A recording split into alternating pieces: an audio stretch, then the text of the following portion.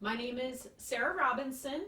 Today's date is March 27th, Yeah. 2019, and I am in Perry, Iowa with Mr. Mahlon Conaway. Yeah.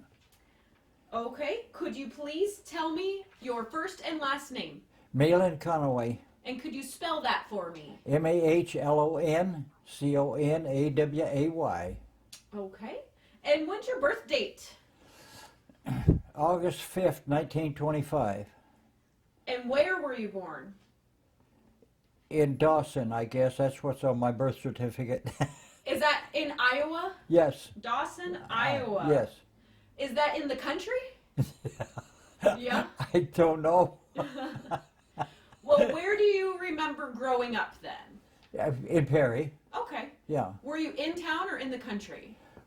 The only thing I remember about the farm is sitting on the front porch as they loaded up the furniture.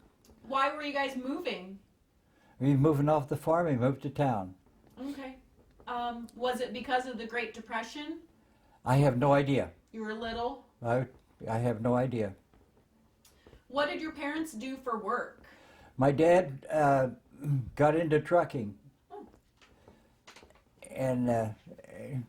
and my mother was a stay-at-home mom, like many moms back then, and of course she did all of the phone calls and everything for my dad. So So she helped with the business. yeah, How many? Did you have any siblings? brother and a sister. Okay, so just 3 kids. Yeah, my brother was a year and a half older than me. He had spent 32 months in the Pacific in World War II. Okay. My sister was 3 years older than me, and she passed away in Charles City. My brother's been gone.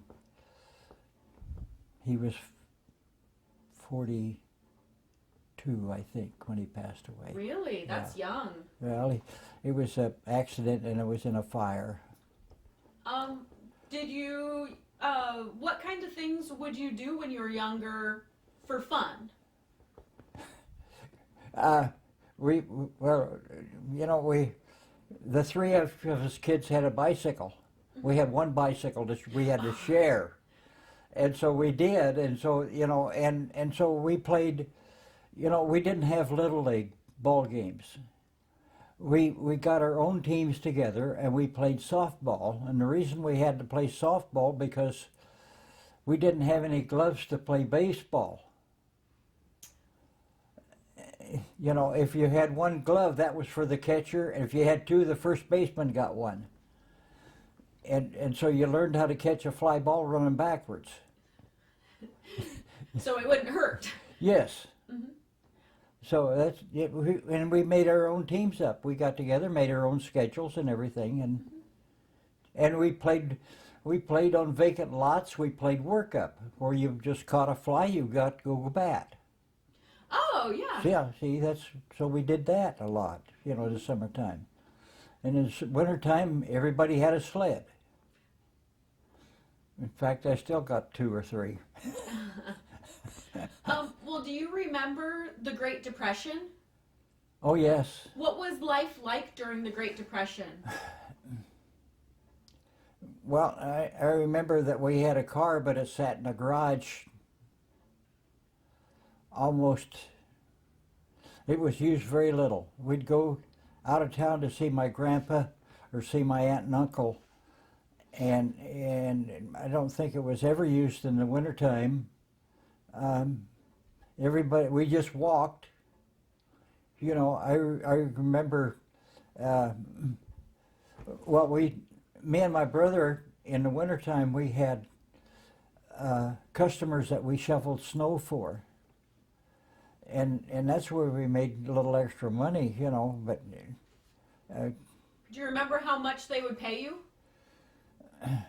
Oh, you get a quarter, maybe. We had one guy, me and my brother and a couple neighbor kids shoveled a guy's place once, and he gave us 15 cents. We never did go back. So you helped make money for your family. That was probably very very Oh important. yeah, and then well, when I was still in high school, I worked on the weekends at a Skelly station pumping gas and greasing cars and changing oil and so then and if on Saturday if I worked down there, I would go to work about 10 o'clock, and if I only had to work until about 4, why I got 50 cents. And if I worked until after that, why I get 75 cents. And then on Sunday morning, I helped a guy deliver Sunday papers in the country, and I got another 50 cents. So I was really making money. You know, I could go to the show for a nickel. Well, yeah, but there a lot of people couldn't even do that. No, no. Mm-mm. So I did pretty good that way. Yeah. Where did you attend high school? In Perry, Iowa. Yeah. Okay, what year did you graduate? 1943. Okay. So you would have been in high school during when Pearl Harbor was bombed. Yeah. Do you remember that day? Oh, I remember that. I went roller skating, and they was talking about Pearl Harbor, and of course we didn't know anything what Pearl Harbor was. We had no idea what Pearl Harbor was. We had no, you know. Well, it was pretty far away. Well, yeah, you know, and they said, well, it was bombed Pearl Harbor. Well, we didn't even know where it was. Mm-hmm. You know, it's not like it is today. You know, it didn't have the communications and just radios. Do you remember a time in your life where you thought you might like to join the military? Well, yeah, my brother was already in service. He went in service before he graduated. So he enlisted. Yeah. He wasn't drafted. No. And of course, when I graduated, I was 17. Mm. But most of us figured we was going in service one way or another. Mm-hmm. So when I was 18, I got called, and I went down and I didn't pass. Why? I wasn't listed as 4F if it was something else. And I think maybe I didn't weigh enough, Okay. you know. And so then I'd been driving a truck all the time anyway, even when I was in school. I was driving a truck when I was 16. You know, the war was on, and people didn't pay much attention to that. You know, there's little things they let slip. And so and I got called back about 3 months after that, and then I passed. So That was you know, because I went there, I thought, well, I just would enlist, and they wouldn't take me. Well, so then they would. I never got to enlist, but they drafted me. So did you get to choose your branch of service? No, So what did they decide for you? What branch were they you? decided I would go. I would going in the army, and we got shipped. We went to Camp Dodge. We shipped out of Camp Dodge to Camp Hood, Texas, which is Fort Hood now. At that time, it was armored. But when we got there, they had just before that, they had transferred that to make that infantry. Mm-hmm. And so we ended up with infantry training. And when I finished my infantry training, they shipped me overseas, and I was a replacement, and I joined the 36th Division, which is the Texas National Guard. When you originally went to training, what did you think of the military? Oh, I don't know. I got along with, you know, everything. I could do as far as the basic training. You know, I didn't know much about a rifle or anything like that, or the commands and stuff like that. so that I had to learn all of that. But as far as doing the hiking and stuff, I had no problem with that. I had no problem with carrying a full pack, because when I was driving the truck, a lot of times I was hauling feed, and I was hauling 100-pound bags of feed. You know, and even though I've only probably weighed about 115, I would carry 100-pound bags of feed, and so I was physically I was in pretty good shape. Yeah. Do you think that being from Iowa helped you have a better work ethic in the way you were raised? Well, you know, I don't know. It's like a lot of guys. I was the first time I was away from home, you know, for any, you know, for a long period of time, and I guess used to working and doing things on your own really helps, you know. So right when you were done with your training, you went straight overseas, right? Yes. How did you get there? Well, I tell you, see, when I finished my basic training, they took, out of the battalion, they took 8 guys, and they was keeping them to train, be cadre for the next group coming in, and I was one of the 8. I don't know how I fit in that, but anyway, I was. So the whole battalion shipped out but us 8 guys. And so and after about 10 days, nobody had came in yet. So we was just stayed together in one barracks. And one day they called us to camp headquarters, and they was bringing in personnel from overseas to train this new group. So I got shipped out. So when I got shipped out at that time, they took us by bus to the train station, and there was only like 20 some of us left the whole camp. So the ones I trained with, I was never with them. I didn't know a soul. And so I got a delay en route back home. Then I had to report at Fort Meade, Maryland. And I was there for probably 10 days. And then I got shipped to Camp Shanks, New York. And they made up a company and shipped out of New York City on the Tasker H. Bliss. And I went to, landed in Southampton, England, and probably about 100 of us walked down the dock, got on a seagoing wooden fishing boat, and went across the English Channel in this wooden fishing boat. And if the wind had been in the right direction, they could have smelled us coming. And my thought was, they don't want to lose a good ship going across the English Channel. But I found out later that was not the course, that there was mines in the English Channel, so they was using these wooden boats to go across the English Channel. So I landed at Omaha Beach. There was no shooting. This was like 3.5 months later, so there's no shooting. But I still had to go on shore the same way. Had to go over rope ladder, landing craft. I don't know how those guys,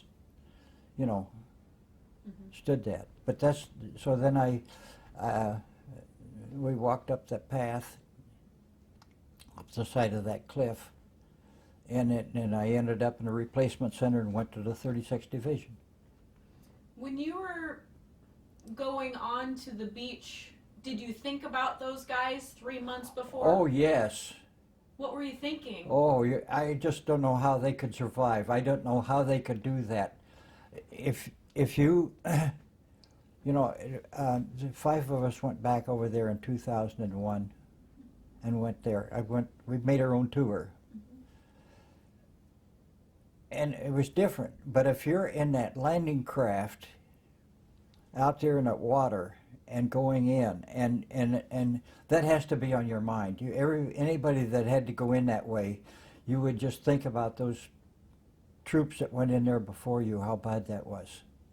You know, how awful, how they ever, there was one guy here that was in the Rangers that went up that cliff on a rope ladder.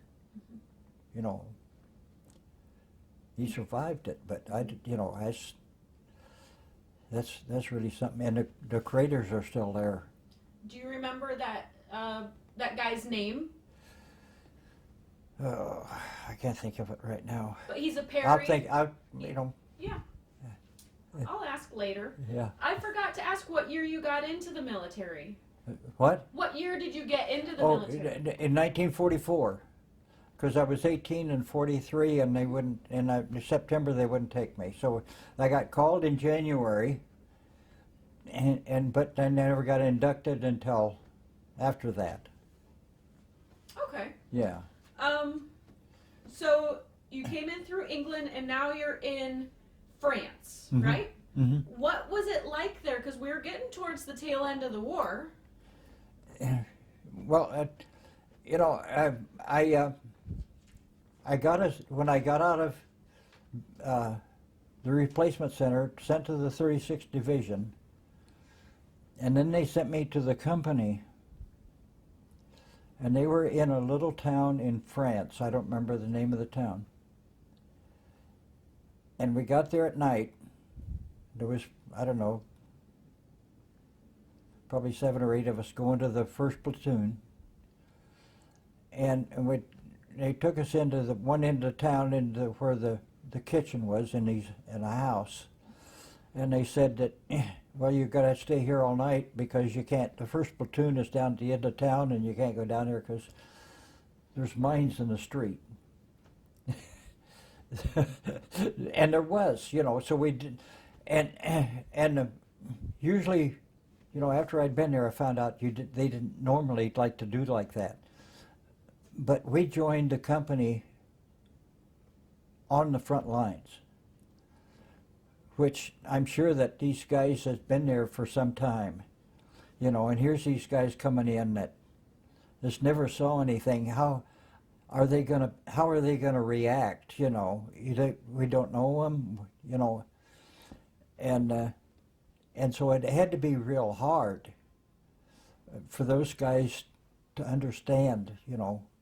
I don't remember. Like I said, I didn't know anybody. Mm-hmm. I probably knew somebody maybe 2 or 3 days. I never anybody I was ever with, and the one guy that they put me with.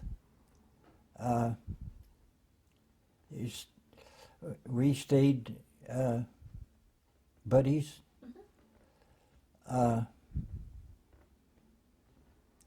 Forever. In fact, him and his wife had been here. We'd been to their place in North Carolina. We talked all the time. It'd be 4 years ago. Yeah, 15. In 2015. I was talking to him on the phone, and he said, "Hey, when are you going to come and see me while I'm still alive?" And I said, "Well, just let me get things together." I said, "I'll be there in 10 days." So I did. I went and saw him. And that was in October, and he passed away in April. And one of his boys called me about 4:30 one morning and said he just passed away. Because he was just really, those guys you're with are just really family. It's hard to explain that, but that's the truth. Oh, definitely. Mm-hmm. Like brothers. Yeah. Oh, yeah. Yeah. So, did you prove to those guys that were in country for a while? Did you prove to them that you could hold your own? I think they finally, did. What I found out, somebody asked me if you ever got scared. I said, I only got scared once. That's when I got there, and when the war ended, it was, you know, after that, it lasted all war, you know. But, you know, what, you know, I just tried to listen to everybody, Mm-hmm. and not be a loudmouth. And then I found out that the ones you got in that was all mouth, you had to look out for them. Mm-hmm. You know, and so I guess I did, because of the way things went.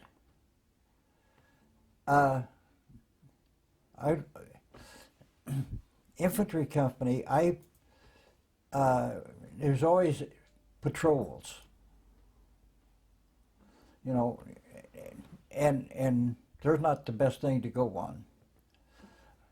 And I only missed one, and that was because we was off the lines and I had a trouble with a tooth, and they took me back to regiment to the dentist. And when I got back, guy said, "Boy, you sure lucked out." And I said, "How's that?" And they said, "Well, the squad taken a whole squad on patrol except one, and they drew numbers, and you didn't have to go."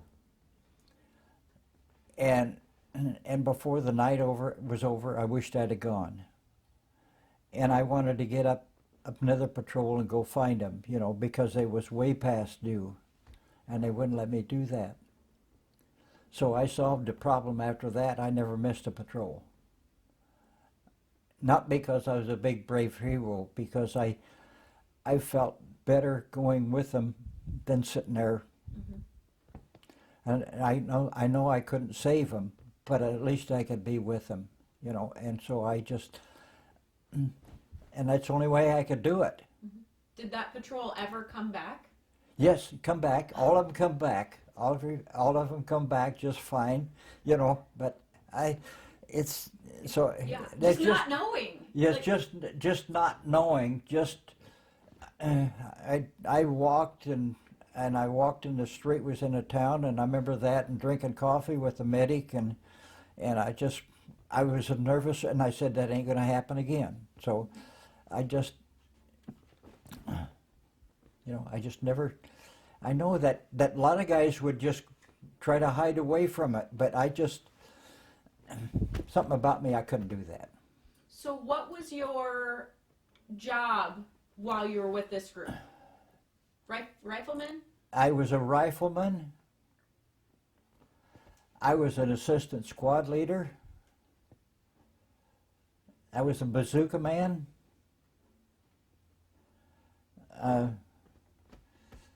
And so, but I was still a PFC. Well, we're nothing without our PFCs. See, but rank didn't make any difference, you know. The rank didn't make any difference, you know. You didn't know. So that's, yeah, I ended up, I had a bazooka for quite some time. In fact, there was I had a little fun with that bazooka, you know. Oh. Even, in fact, it was on one of the division newsletters that said we had a report that said, I guess it's true that we had a bazooka man go after a carrier pigeon.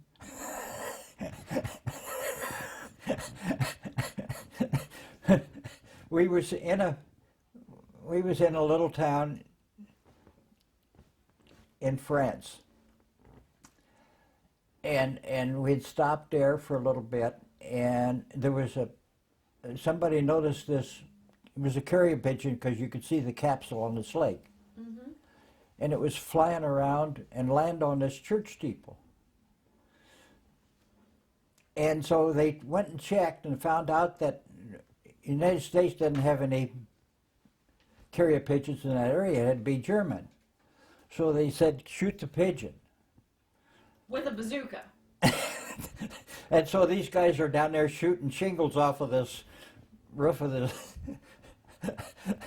church. And I thought, I said, you guys ain't doing a very good job, so I walked down with my bazooka, and they said, you can't use that. And I said, you two guys are supposed to be protecting me. When I got that bazooka, you can, you know. But they finally got the pigeon and got it,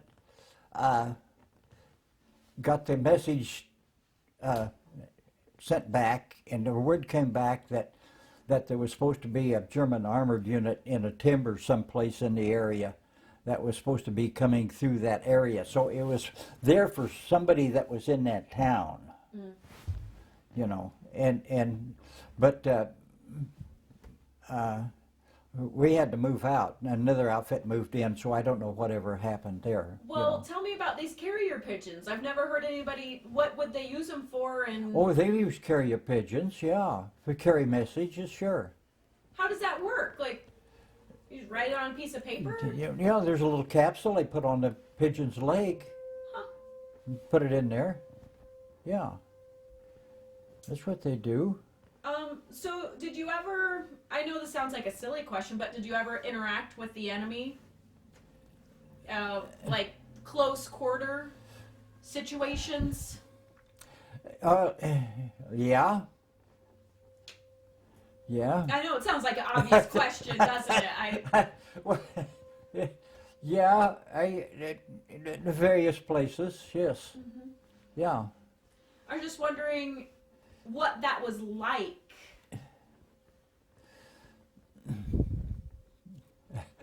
Well, it's, one time me and another guy, we got over 20 prisoners. And they just gave up? Like, Well, we burned them down. okay. This was at the Motor River crossing. You don't hear much about the Motor River, but you don't read anything about that. But see, that's one thing about. See, maybe the Motor River crossing wasn't a big deal overall, but for our company, it was a huge thing. Okay. See, Why was it huge for you? well, we crossed this river, and it was dark, and we ended up in a minefield. Okay. I was, my unit I was with was a reserve unit, so we crossed the river, stayed by the bank, but there was mortar shells coming in, and so pretty soon a call came for the reserve unit to move up. So I moved up. I was leading the unit. Sergeant Parker was behind me. And I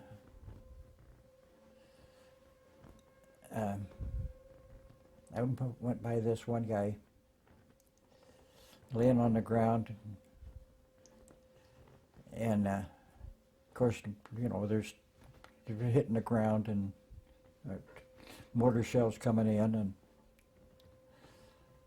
and this guy was laying there and had his rifle in his hand, and I remember his rifle was here and he was looking that way, and I went by and I said, I said something like, well, it's too early to take a break, something like that. Moved on by him. And we didn't know he was in a minefield. And I went around a tree. And as I went around that tree, I saw a mine. So I said, Parker, there's a mine right there. So I called out, we got mines. And so I stepped by that mine, and Parker come around the tree and he saw that mine. And there's another one that was under some leaves. And he evidently kicked it,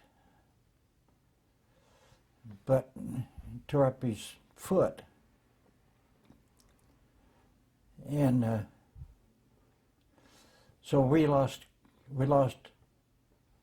We only had one medic left out of 4. We must have lost 20 guys in that minefield. And so I tell you what, and this guy, I went by and said, you know, it's too early for a break. We finally got to, that was in the morning, got to our objective late in the afternoon, and I was wore out. I sat down against us on the sidewalk against the building and sat there, and a guy come up and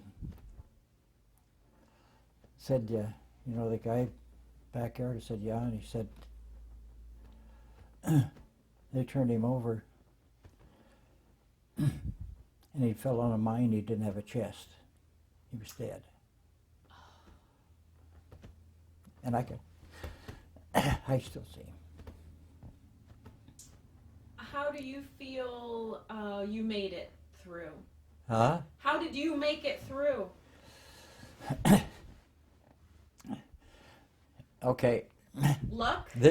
The first thing I thought, I'm just going to stand here.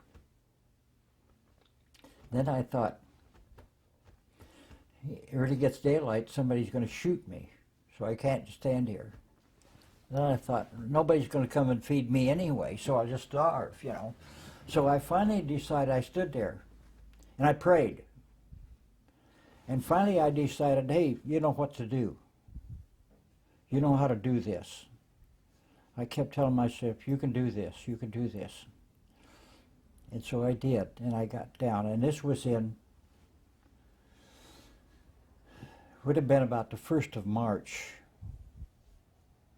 So, you know, in a timber, there's a lot of dead leaves. Mm-hmm. And so I cleaned a spot. I got the rifle up on my back, and I crawled, and I moved leaves, and I moved leaves, and I marked mines with a stick. Mm-hmm. And I got, it was probably 75 yards, because I didn't want to go back and go across the river again. That water up to here, and it's cold. Mm-hmm. And so I got clear to the ditch, and there was mines over the way. And I thought, I wonder if they got mines in the ditch. And so then I looked around, and I, down a ways, there was, in the ditch, sat a big old wild rose bush. Something, there's a big old thorny thing. And it just covered the whole ditch. And so I made my path down there, and then I got up and I walked right through the middle of that. Because they're not going to put mines in there. No. That's how I got to the road. That's how and so that was that, and then I helped on down the road. Another outfit was held up by a machine gun, and some of us guys went and helped clear out the machine gun, and that's me and another guy run down these Germans and ended up with about 20 prisoners. So that was a rough day. Mm-hmm. We had just relieved well, I was in the Hagenhof Forest, and because we had relieved the 101st Airborne about a week before that. So that's just the way things went like that. Then I after that I got a bazooka, and I had the bazooka until it got blown up in the Siegfried Line. What's the Siegfried Line? Siegfried Line was the Germans had built the concrete bunkers and what they called dragon's teeth. Mm-hmm. You know, the big concrete pillars that they put up, you know, to keep tanks from going through the opening ground, you know, and then they built these big concrete bunkers and all on the border of France and Germany, and it was really and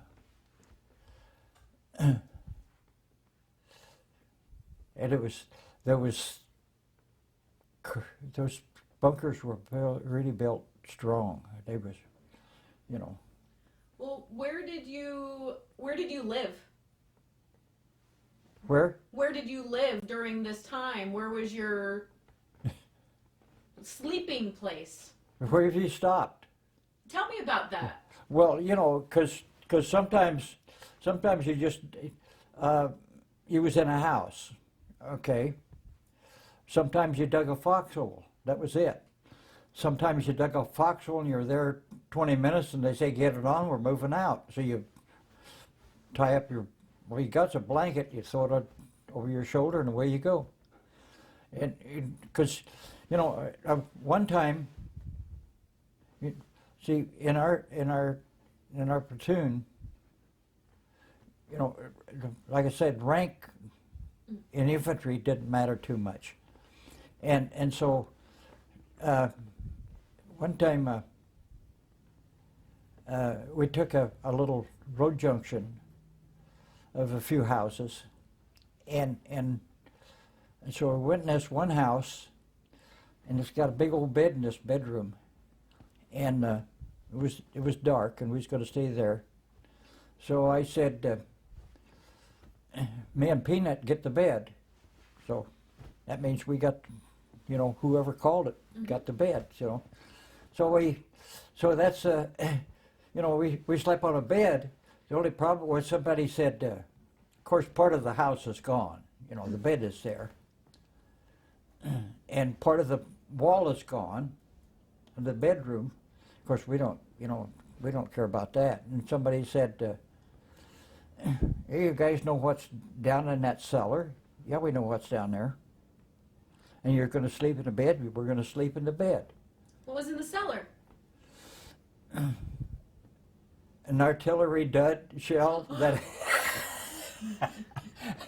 and we ain't going to move. We're just going to sleep. Mm-hmm. You know. Just lay real still. That's right. So you would just stop wherever you were. Well, that's it. Wherever we were, yes. Yes. What would you eat? Well, you know, maybe you take your objective. Maybe you couldn't move any further. You just had to, if you'd stop and dig foxholes, and that was it. It was never had a place to stay. You know, and I remember one time in the Vosges Mountains, and you can't dig a foxhole in slate rock.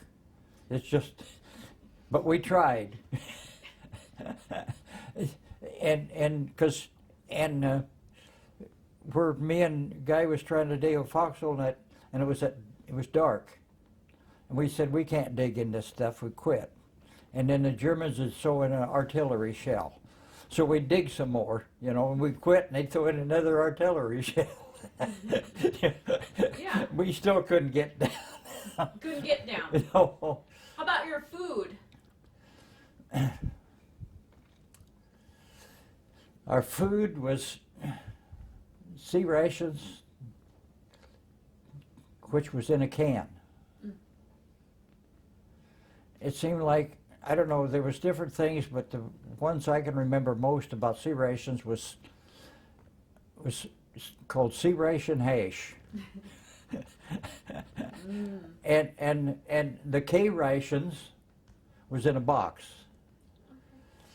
And there was different ones, but what I remember that we always got was cheese and crackers.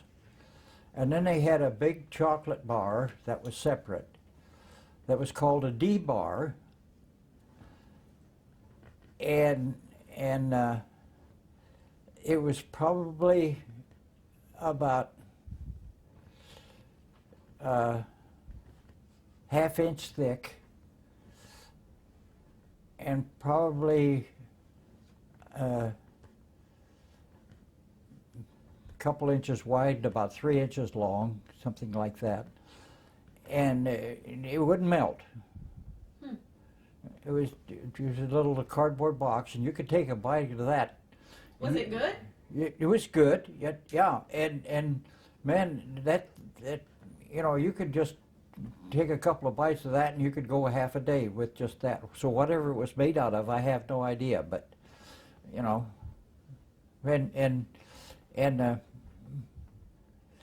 so that's what we got on the lines, and then the cooks would try to get us hot meals once in a while, and a lot of times that was Spam. You don't like Spam? I haven't had Spam since.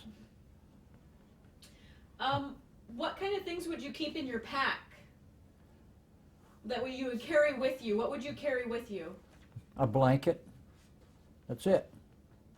Okay, so you didn't have to carry your sea rations and your water. Oh, you carried. Oh, yeah. You had you had your canteen, and you had, but you just carried your rations in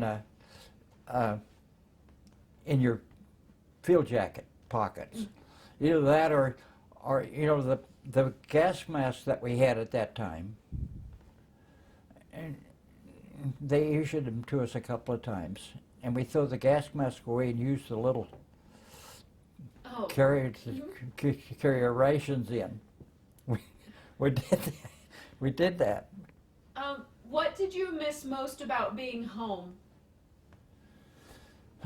A good bed, good food, because well, in the Army, and for breakfast you could get eggs, and you could have your eggs any way you liked them as long as they was green and scrambled. Yeah. But one time, and this was in France, we pulled us off the line, and early in the morning we went for breakfast, and the cooks were there, and I never paid any attention. I got in line and walked up, and the cook said, "How do you want your eggs?" And I looked at him like, you're weird, And they had gone out and traded to French farmers for eggs. So they got enough eggs. Everybody in the company got 2 eggs any way they would like to have them. Huh. Real eggs. Real eggs. I bet that was a special treat. That was a treat, Mm-hmm. It's just and our clothes. Okay. They come and set up showers. Portable showers, the trucks come with the boilers on them, and they'd heat up the water and everything. And so they had these 2 big tents they put up, and one was a shower and one was where you took off your clothes. And so you took off your clothes and you threw, they had piles of all the dirty clothes, so you threw whatever in each pile. And you took your shower, and then you come back, and there's other piles of clothes that had all the clothes, pants and shirts and underwear and everything.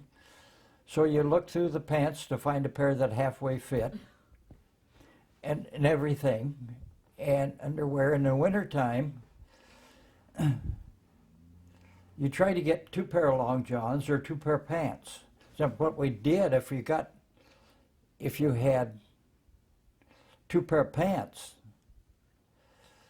then you would throw away the old ones, and the ones you wore underneath, you would put them on the outside of what you got. So you put that in But it was clean. So they necessarily didn't fit, but they was. Mm-hmm. Keep you warm. Yeah. Was it pretty cold in the winter there? Yes, Vosges Mountains was cold. How did you keep warm? You didn't. I remember I dug foxholes in the snow. In fact, I got a little clipping I've had laying out there on that table for a long time. I see the Texas National Guard and this reporter from Amarillo paper wrote a thing about the snow.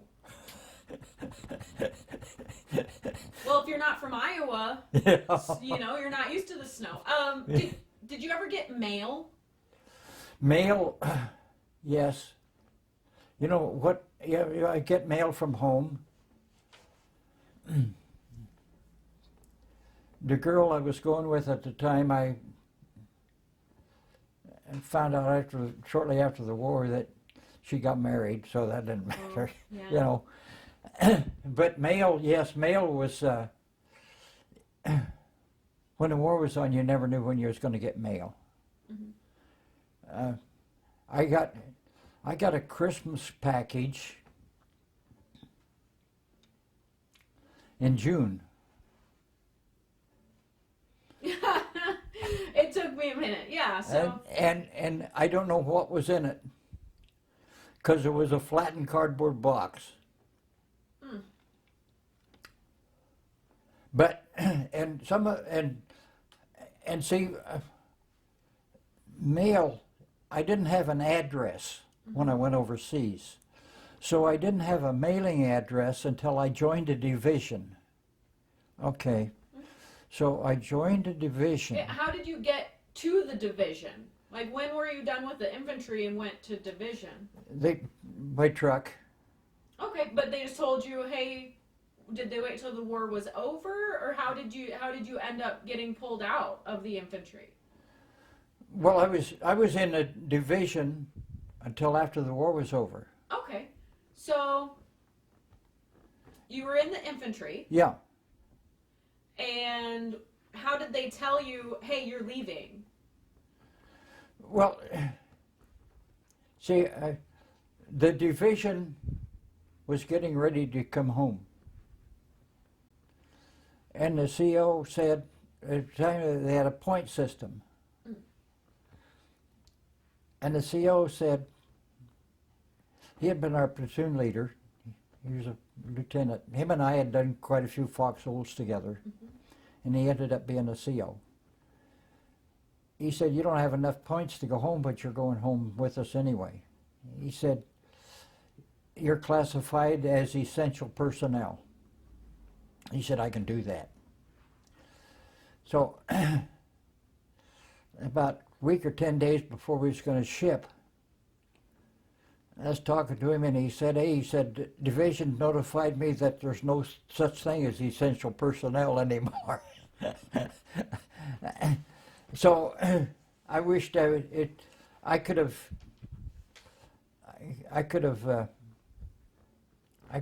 acquired about 15 points, but I didn't have. But it wasn't important, you know. Because see, when my first mail, I didn't get.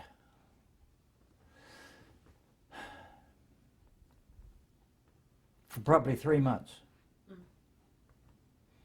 Because I wrote home my address. Okay, before I got mail, I tore up my right leg, and I went through evacuation. What happened to your leg? I was lead scout for the company. And we was moving out. We went quite a ways. And they said the Germans was in the timber to our right, and it was tall grass. And so I was pretty much watching that direction. And I stepped in a hole. And I got out of the hole, and I stood up, and I fell. And I got back up, and I fell again. And I thought, something ain't right. That right leg isn't holding me up, you know. And so I ended up in the hospital. It took me a while to get there. So I ended up in evacuation station general, in convalescent hospital. So I could have got 5 points there. Did they tell you what was wrong with your leg?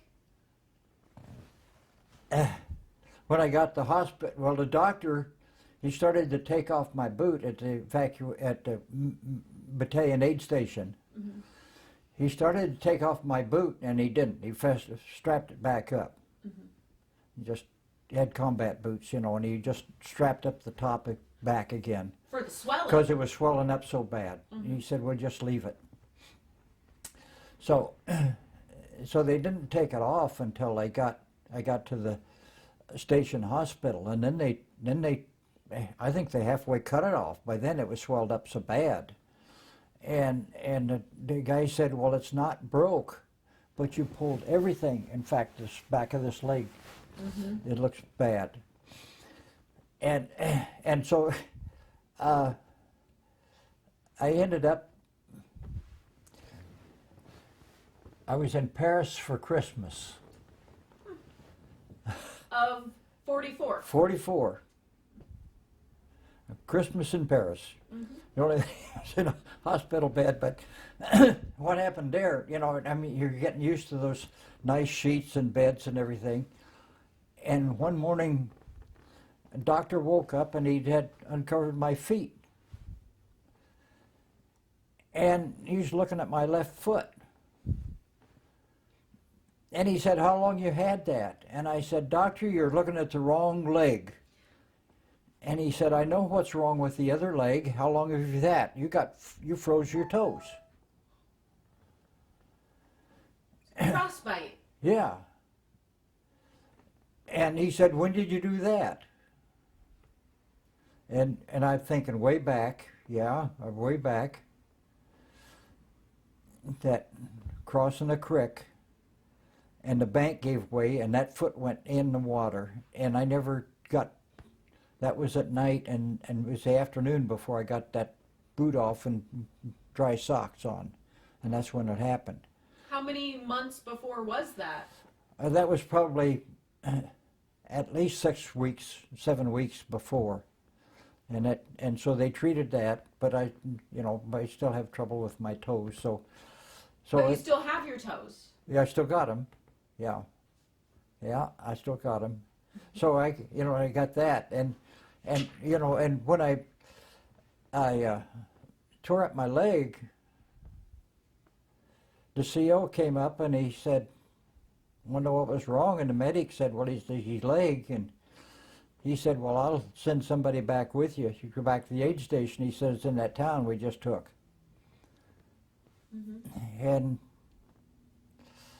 I said, well, one guy isn't going to do me any good, because there was nothing right there I could use for a crutch, Mm-hmm.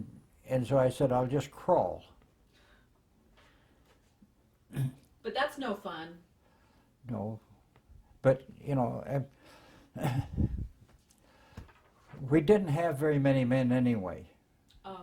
Okay, and even though I was going back, I still had to think about these guys. Now, and some guys will say, he's this is not true, but it is.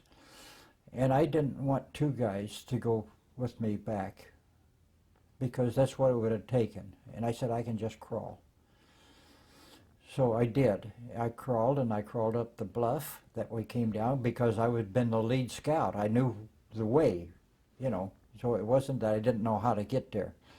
And I crawled up this path, and I took a break, and I remember I gave away, I had a rifle, I gave away my bandoliers, I kept 3 hand grenades.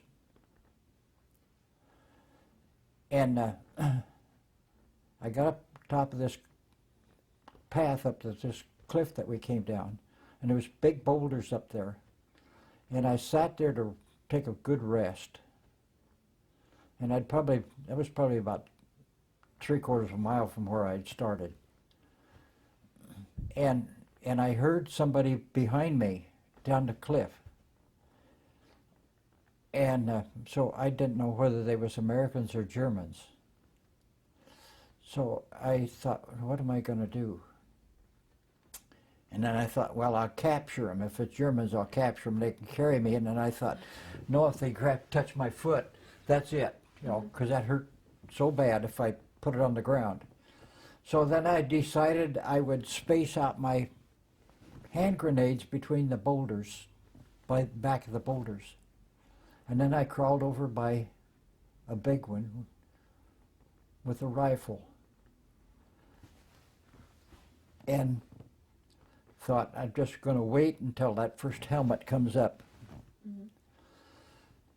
And then, if it's German, I'm going to shoot. I'm going to roll to the first hand grenade, drop it over there. That's the way I was going to do it. But the first helmet that peeked up over the top was an American helmet. And it was 3 guys that had been stringing telephone wire. And so they picked me up and carried me, and we started across this little pasture to this town. And 2 Frenchmen come down across the pasture. And they make all kinds of motions that they had to carry me. And they did. And I mean, these 2 Frenchmen picked me up and they carried, and they run. They run to they knew where the aid station was, said it was in a house. And so they took me inside, and then they went back outside. And doctor looked at my leg and said, well, yeah, you know, this, you know, I can't do anything for it, you know. But and these 2 guys are sitting right outside the door. And they want to make sure I'm all right. And so he goes out, and one of the medics could speak a little French. Talk to this guy. Talk to these guys. And came back in, and I said, the doctor, I said, you know, these guys think I took this town by myself. I said, you know, I was only one of about 60, you know, that took this town. And he said, no, that's not it. He said, you know what? They've only been liberated for maybe 4 hours. They have been under Nazi rule for 4 years. And this is the only way they know how to show the appreciation. They were so thankful that they would have just done anything. And they was there when the ambulance picked me up. So, you know, they was just so thankful that would happen, you know. So you pretty much evacuated yourself by crawling. Yes. How far do you think you crawled before you found the telephone guys? I probably crawled a mile. You know, I know a guy said, well, you can't crawl a mile, but you can. Sure you can. Mm-hmm. You can do it. But you didn't want the guys to leave? No. That sounds sad, but that was my feelings. Okay, I don't care whether anybody believes me or not. I know how I felt. I know that the other guys, you know, I had guys that was wounded that would stay with you, mm-hmm. because, you know, there was things were going on, and they wouldn't let them evacuate you until the situation was handled, you know. Mm-hmm. So the guys that's in the infantry would, or the Marines or anything, will understand that, you know.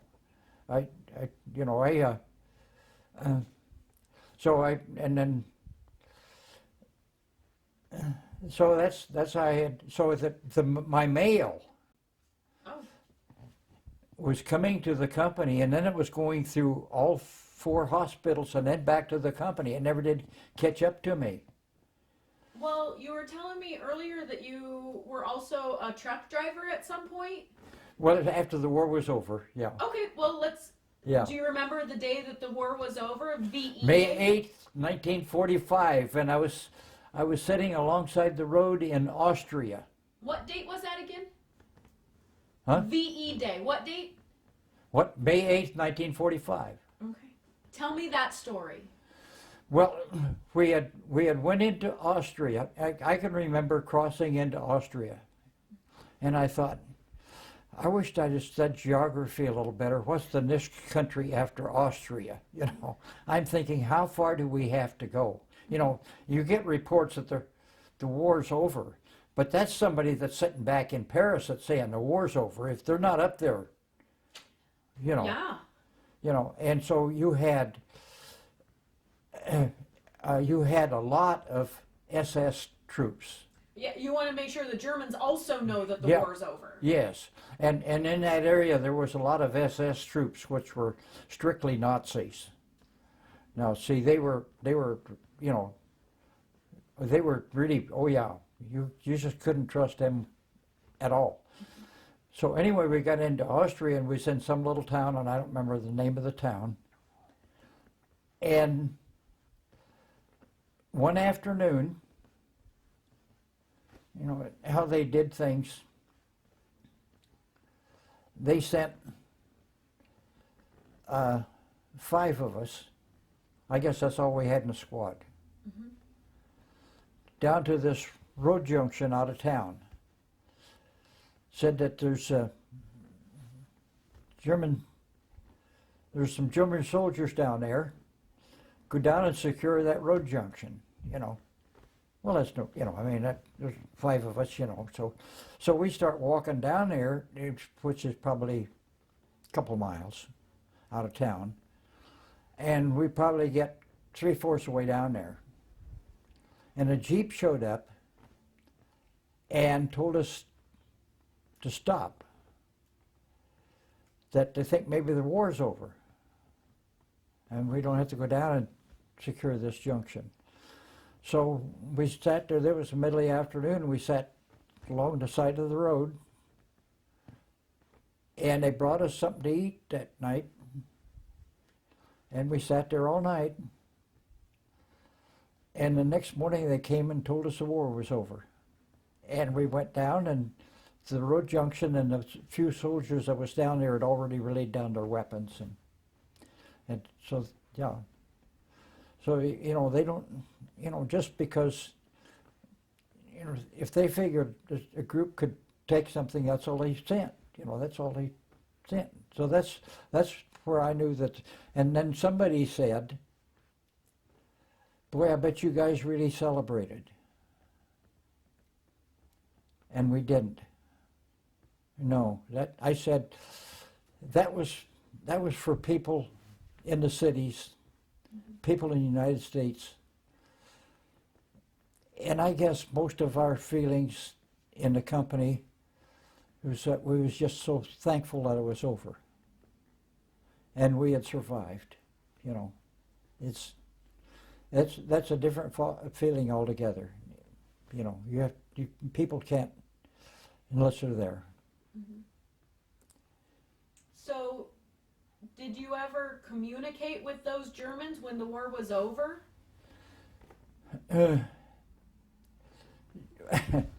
Some of the, oh yeah, well, see, after the war was over, you know, we, when I was driving for a whole lot of stuff for military government, we stayed in German guest houses. Oh yeah. So you had lots of interactions. Oh so, yeah. Okay. After if we was out of the American zone, we'd just we'd stop at a guest house and stay with the German family. Now, or the German people, whoever run that. Now, what we carried for rations, this was after the war, you know, in the late summer, we carried 10-in-1 rations, which was a complete meal for 10 guys. Okay. So we carried boxes of those with us. And so when we get to stay all night, why we would, because the Germans were short of food too. Mm. And so we would supply the food for whoever was there. Because, you know, as far as them buying something, money was not worth that much to them, see. Well, there's probably no food anyway. No, just what they raised, you know, beets and stuff like that, you know, that's what they had. So they was glad to see us at, you know, at these guests, and we never had any problem with them. You you know, that in our travels, you know, that I did, you know, quite a bit of the time, you know, and because see, shortly after the war was over, we usually just stayed in houses, and then about a month after that, we moved into a town in Germany called Kirchheim under Teck, and we moved into the schoolhouse, and so we would communicate with the German people and everything. We had no problems. There was one tavern we went to all the time. You know? Well, how did you come to be a rifleman and now you're a truck driver? How did that happen? Well, because after I lost my bazooka, and that got blown up, then I ended up with because I was carrying a .45, and so the supply sergeant gave me a Tommy gun. So then I had a Tommy gun to carry in a .45, which worked pretty good. And that's what I had until the end of the war. And then when the division moved and came home, then I found out I wasn't coming home with the division. I got transferred into the 1st Armored, into a rifle company. And the one afternoon, the next day, I got assigned to a squad, and we had to go clean out the squad half track, the back end of it. Mm-hmm. So we cleaned out. That's the first time I ever been in one. Next day, I was eating lunch with old Kokosinski from Detroit, who transferred in there with me. And Kokosinski, I always kept in touch with him after the war. And one thing that he's dead now, but one thing that always disturbed him, they got the dates wrong on his papers, and he never got a combat badge, which he should have had. And they couldn't find the right papers. You know, we wrote letters for him and everything, and. Well, the paperwork was such a mess back then. It was, yes, yes, and so a guy sat down across the table from me at noon, and he said, "You're a truck driver." Well, truck drivers back then, when they come around like that, is they got a wheelbarrow and they want you to move a bunch of dirt. And I said, "No, I'm not a truck driver." And he said, "Yeah, you are. I've been going through records, and we need truck drivers." And I said, "I'm not a truck driver. The Army hasn't let me drive a truck at all. If I rode in the back end of a few, but they won't let me drive one." And he said, well, you come down and see me." So I went down and saw him, and he said, we was outside of Frankfurt, about 30 miles, and he said, "We got to go to Frankfurt and get some supplies. Go get this half track." And I said, "I've never been in one." He said, "You drive a truck, you can drive a half track." And I said, "I've never been in one. I have no idea what the motor is. I don't know what the transmission. I don't know anything about it." He said, "It's just no different than a truck. Just go get it." So I went down where they had them parked, found the right one, raised up the hood, checked the oil and the water, make sure it had water and everything on it. And the shifting pattern, that plate that's supposed to be on them, was not there because it was an old combat thing, had been patched up. So I had no idea what gears was in it. I didn't know how many speeds it had. So I play around with this thing, and I finally got it, knew what to do with it. And so I drove it up there, turned around, and he said, he came out the door of this house, and he said, "Take it back and park it and come back." And I thought, and all the way I thought, man, I really goofed up. I don't know what I did wrong, but I goofed up. So I went back and saw him, and he said, "That's when you're going to drive." And I said, "I thought we had to go to Frankfurt." And he said, "I had to find out if you knew how to drive." And so then I drove that, and then they couldn't assign me a truck. I could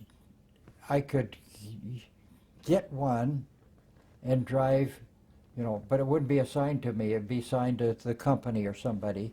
And so that's the reason I ended up on detached service to military government when we was outside of Stuttgart. Mm. And we was hauling supplies for this camera factory. And we would run all over the French, British, and American zone. We couldn't go in the Russian zone. And I had been all the way from Singen, which is on the Swiss border, to Bremerhaven. And about everything in between. I've been close to Luxembourg, probably within 5 miles. Was it pretty safe then after the war? Oh, we had no problem. We had no problem.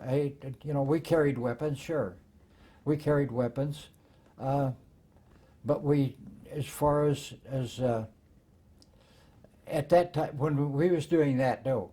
Right after the war was over, in Austria, there was a lot of SS troops. And that was really a scary thing. Mm-hmm. Because right before that, down there in Austria, there's a book out called The Last Battle, and it's all about this castle or chateau or something in Austria, and it's called the Battle of Europe or something like that. And the company was involved in that because our CO's name is listed as having the company there. And were you there? Yeah. What was the name of the battle? It's called, the book is called The Last Battle of the War. I think that's what it is, but it actually is in Europe, yeah. Do you remember the actual name of it? That's the name of the book. No, the name of the battle. No. No. Because what it was where they had a lot of dignitaries from France and some German high officials that they wanted to. Mm-hmm. Do you remember the name of any of the other battles or campaigns that you were in? No. Sometimes they just have names to them. I'm Yeah. looking. Battle of Castle Itter. Itter. Yeah. That's what that last one was called. Is it? On 5 May 1945 in Austria. Okay. The Battle of Castle Itter. Yep. And you were there. Yeah. You were in that one. See, there was another unit that went with these guys to the castle, and our CO's name is Matney, and one of the guys that contacted come across the field, and Matney was with a patrol. I could have been in that. It was a Jeep patrol, and this guy was telling about this castle. So instead of us going to the castle, it sat right outside of a town. And we secured this little village. We secured this village from the SS and the German soldiers that was in the area. They got rid of the uniforms, I think. And then after this other unit is the one that had the battle at the castle. Well, then afterwards we moved down there too at the castle. Because the one thing I could remember about this is that there was a high wall and a big gate in front. And a guy from this other unit climbed up on this wall and stood up. And he got shot. And I'm thinking, my mind was that if you're going over the wall, that ain't the way you do it. You roll over it, Mm-hmm. But he stood up. And he was probably he was the last guy I saw get killed in the war. But he was out of this other unit. Okay. The last day. Yeah. Yeah. So how long were you over in Europe? I was over there.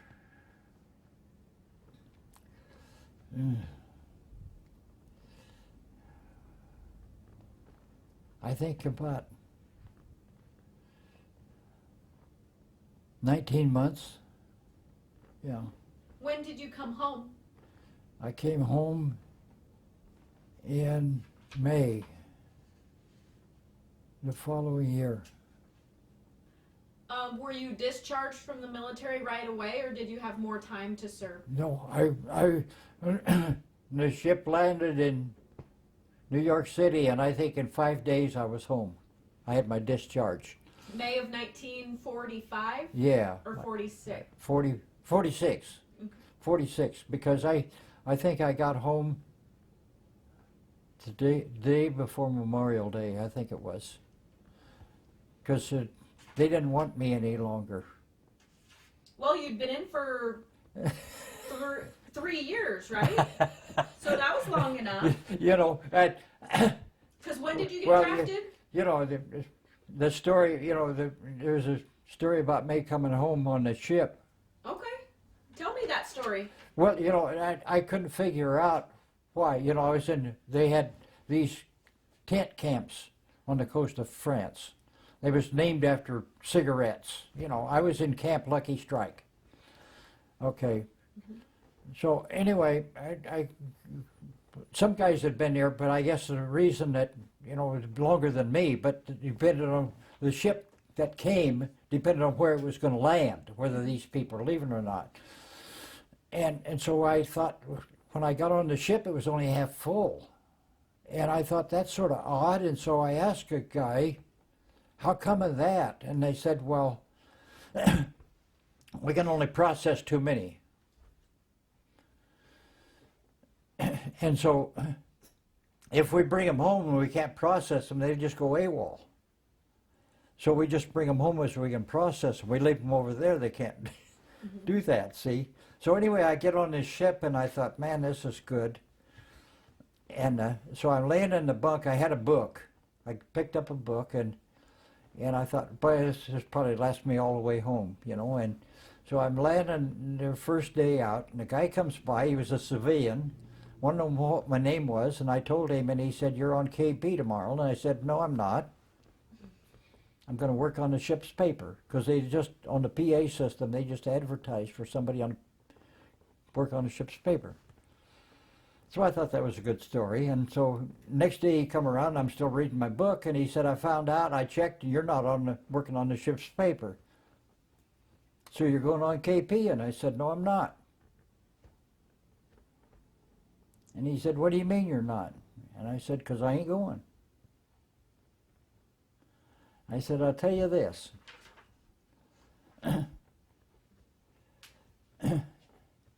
You can arrest me, and you can take my stripes, and you can throw me in the brig. And this ship's going to the United States, and I just don't care where I ride. And he said, you don't? And I said, no. I don't care. I've been here too long. And he said, what if everybody felt like that, you know, and didn't want to go on KP? And I said, just give me some more sea rations. A few more cans ain't going to hurt, you know. And he said, another damn infantry, and walked off. Oh. So. What was your rank when you got out? I was only a corporal. Only a corporal. That's pretty good, corporal. That's all. You know, I was when I was first driving. I had a half track. I was assistant squad leader. I pulled a 57 millimeter gun. I was supposed to be a sergeant. I was a PFC.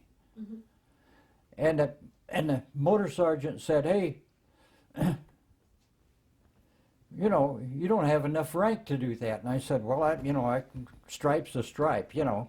Mm-hmm. Well, the squad leader was only a corporal. Yeah. You know. So he made me a corporal, and then he said, well, you know, I can only do one step at a time. Mm-hmm. And so he did that, and he said, and And then the CO, he said, I got to wait. So he put it in, and then the CO got to go home, and we got a new first lieutenant over from the States, and he didn't think he ought to be giving out promotion, so he canceled him. Mm. Oh, well, what do you think you learned about your time in service? What did I learn? I learned that the world didn't revolve around me. I was just one part of it. And you got to look out for everybody that's around you. You know, I don't care what people think, you know, whoever you associate with or everything, that's part of your life. You know. Are you proud of your service and how you chose to serve our country? Yes, of course. Would you do it again? If you were young again, would you choose to serve our country without being drafted? Oh, well, sure. I would have. Sure, I would have. Yeah. You know, everybody was going in. You know, Why? Sure. Why would you serve again? Why would I what? Why would you join the service again? Well, they don't need. You know, I'm getting too old. They don't need me now.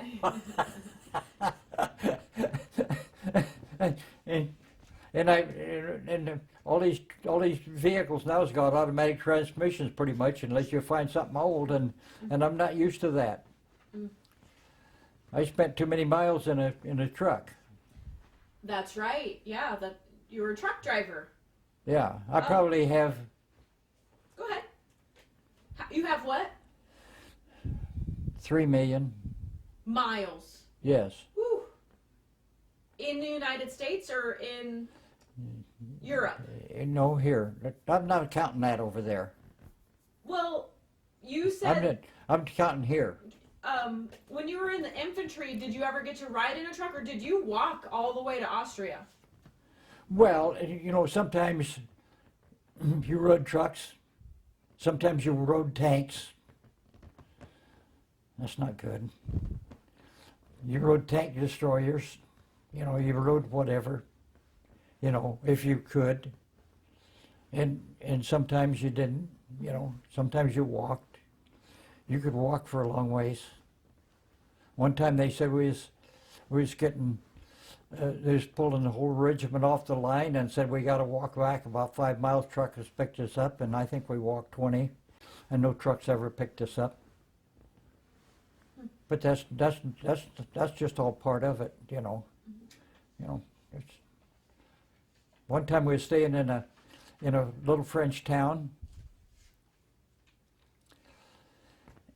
and a pretty little town, and they said battalion was off the lines. We'd be there for 5 days, and we got there one afternoon, and the next day we was there the next day. And the next morning, there was 5 of us staying in a room with a French couple and I guess it was their daughter, I don't know. They was older, and this woman was probably 35, I suppose, something like that. And the next morning, then, she came in the room, and she's got this, it looked like a baking sheet. And we asked her what that was, and she said that was onion pie. And we didn't know what onion pie was, but that's something they make in the Alsace region. And what's that for?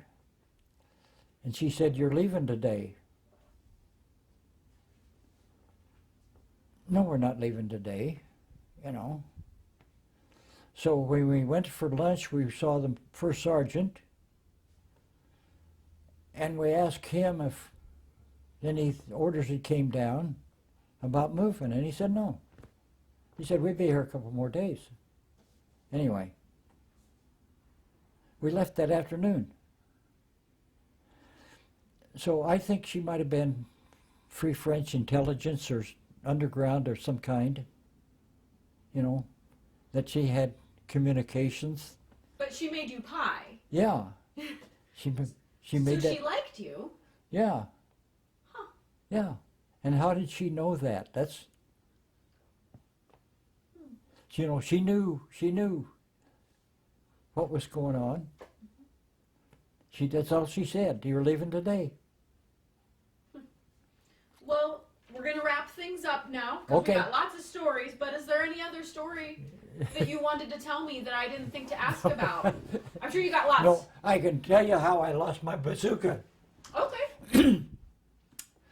I was in the Siegfried line. A bazooka shell was not very good was worthless against these big concrete bunkers. But we tried. But anyway, with the combat engineers, we had taken this one big bunker. And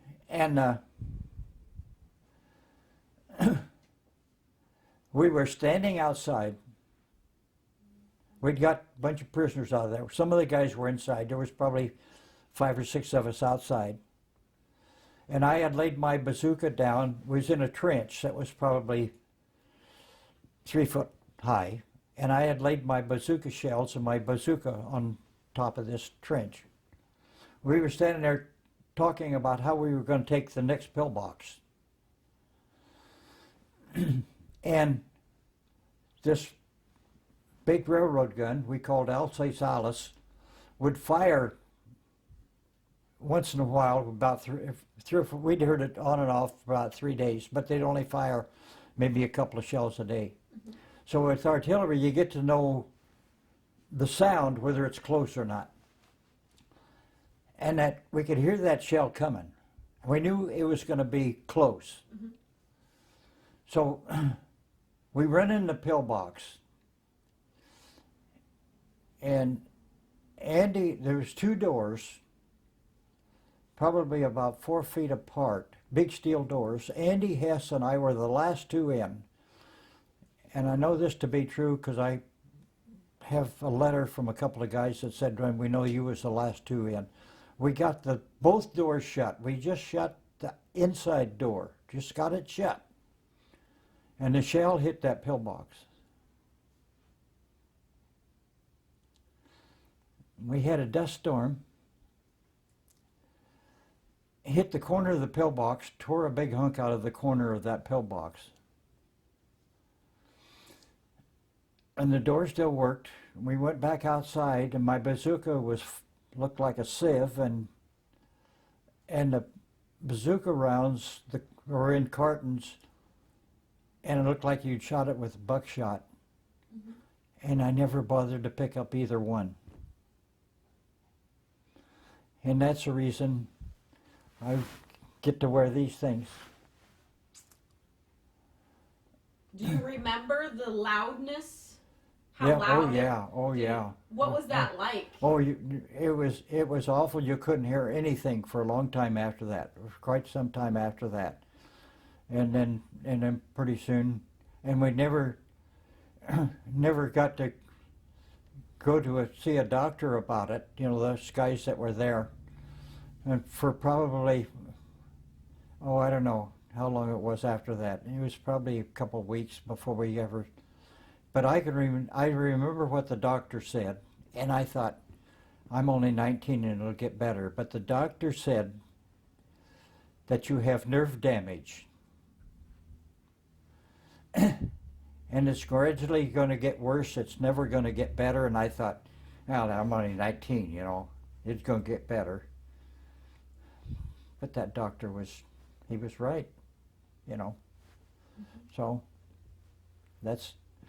I'd live with it, you know. And what were you were telling me what those guns were called? The Alsace Alice. How's what? Alsace Alice. The guns. What were those called? Alsace Alice. That was the big gun. That's what it was called. Mm-hmm. They said there was one in Italy like it, and it was called Anzio Annie. But this was Alsace Alice. Yeah. And Alice yep. was loud. Yep. Okay. All right. Well, that's it. We're going to stop recording now. Okay. Okay.